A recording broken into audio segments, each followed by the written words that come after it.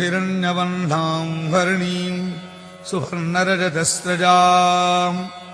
चन्द्रां हिरण्मयीं लक्ष्मीं जातवेदो ममावह तां महावह जातवेदो लक्ष्मीमनपगामिनीं यस्यां हिरण्यं विन्देहं गामश्वं पुरुषानहम् अश्वपूर्वां रथवध्यां हस्तिनादप्रबोधिनीं श्रियं देवीमुपह्वजे श्रीर्मा देवीर्युषताम्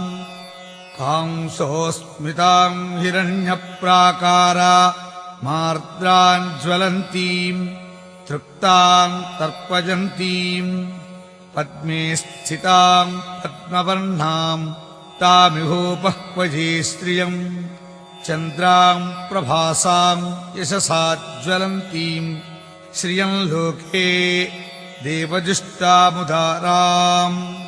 श्रियं लोके देवजुष्टामुदाराम् तां पद्मिनीमीं शरणमहं प्रपद्ये अलक्ष्मीर्मेनश्च तां वृणे आदित्यवर्णे तपसोऽधिजातो वनस्पतिस्तव वृक्षोऽधबिल्वः तस्य फलानि तपसा नुदन्तु मायान्तराजाश्च बाह्या अलक्ष्मीः उपैतु मां देवसखः कीर्तिश्च मणिना सह